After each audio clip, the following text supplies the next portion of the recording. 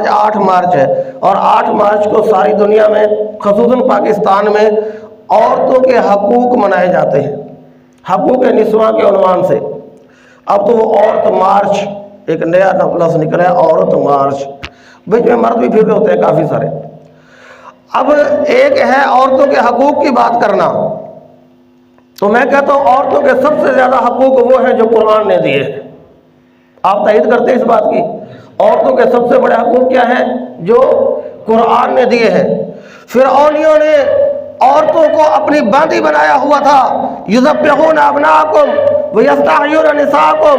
اللہ نے بنی اسرائیل والوں سے کہا کہ تمہارے بیٹوں کو ذبح کر دیتے، تمہاری عورتوں کو اپنے پاس رکھ لیتے، اور وہ ساری زندگی ان سے نفع اٹھاتے، ان سے دنیا کے کام بھی کرواتے، اور بغیر نکاح کے ان کو اپنے پاس رکھتے۔ یہ عورتوں کی غلامی کا دور تھا۔ یہود کا دور آیا تو عورتوں کو بالکل حقیر جانوروں کی طرح سمجھا جاتا، یہ عورتوں کی غلامی کا دور تھا۔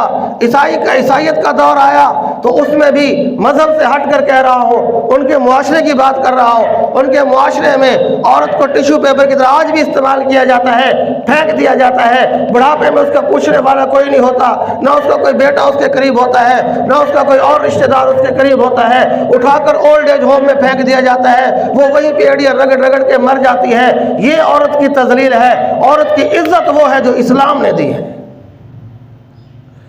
عورت کی عزت اور آزادی اور حقوق وہ ہیں جو اسلام نے دیے ہیں، کہ اگر بچی ہے تو باپ کے ذمہ ہے کہ اس کا نان نفقہ، اس کا تحفظ، اس کا تقدس باپ کے ذمہ ہے۔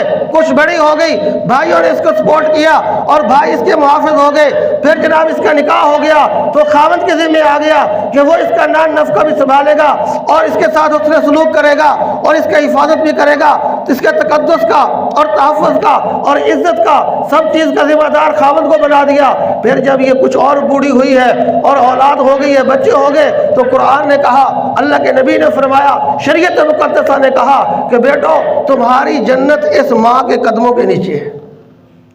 بچی ہے تو باپ اس کا خدمتگار ہے، بڑی ہوئی تو بھائی خدمتگار ہے، اور اگر جناب شادی ہو گئی ہے تو اس کا خاوند اس کے ساتھ تعاون کرنے اور اس کے تحفظ اور اس کے ساری چیزوں کا ذمہ دار ہے، اور اگر بوڑھی ہو گئی ہے تو اس کے بچے اس کی خدمت کرنے والے اور اس کے قدموں میں جنت ڈھونڈنے والے ہیں۔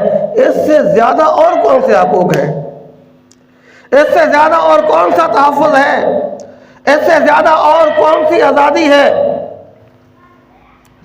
لیکن یہ نعرے لگانا اور پمفلٹ اٹھا کے آ جانا اور یہ بینرز لگا کے آ جانا کہ میرا جسم میری مرضی، یہ کوئی جانوروں والا سلوگن ہو سکتا ہے، انسانوں کا نہیں ہے۔ انسان کی بات کر رہا ہوں، مسلمان کی بھی نہیں کر رہا، شریعت کی بھی نہیں کر رہا۔ انسانوں میں بھی یہ بات روا نہیں ہے۔ یہ آزادی تو جانوروں میں ہے کہ جو مرضی ہے کرتے پھر ان کے اوپر کوئی قطع نہیں ہے۔ یہ نعرے کسی اور کے ہیں، لیکن جو آئی ہوئی ہے وہ ہماری بچیاں ہیں، وہ ہماری بہنیں ہیں، وہ ہماری بچیاں ہیں۔ ہم نے ان کو سمجھایا نہیں، انہوں نے سمجھا دیا۔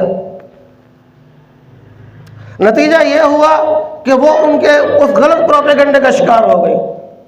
اس لیے سختی سے معاملہ حل نہیں ہوگا۔ مولوی ادھر سے فتوے لگائے، وہ ادھر سے گالیاں دے، اس سے کوئی معاملہ حل نہیں ہوگا۔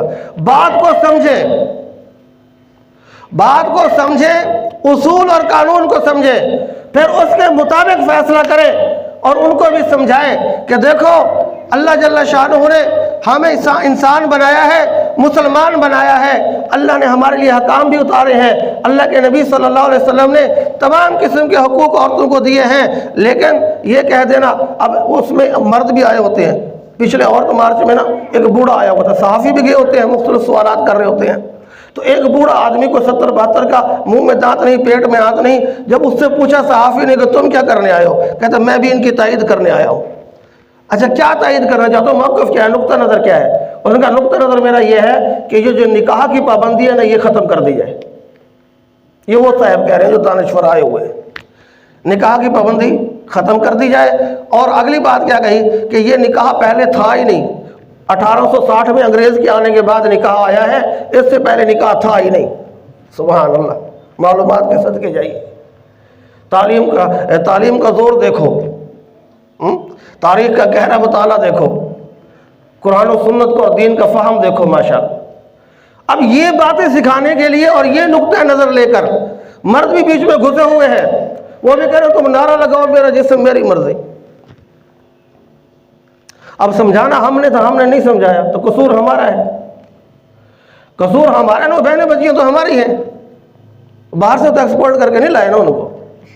تو بھائی میرے یہ بات ہم نے سمجھانی ہے، اسلام نے بہترین قسم کے سب سے بہترین اور سب سے اعلیٰ وہ جو حقوق ہیں جو اسلام نے عورتوں کو دیے ہیں کہ وہ اپنی عزت اور حفاظت کے ساتھ، اپنی ناموس کے ساتھ، اپنے تقدس کے ساتھ زندگی گزاریں اور اللہ جل شانہ کو راضی کریں، نہ دنیا خراب کریں نہ آخرت خراب کریں۔ اس کے نتائج انتہائی خطرناک ہوتے ہیں جب آگے جاتے ہیں نا، تو پھر جب زندگی میں کچھ نظر نہیں آتا تو جنہوں نے ٹیشو پیپر کی طرح استعمال کیا تو وہ بھی سارے اب اکیلی کھڑی ہوتی ہے، جائے کہاں؟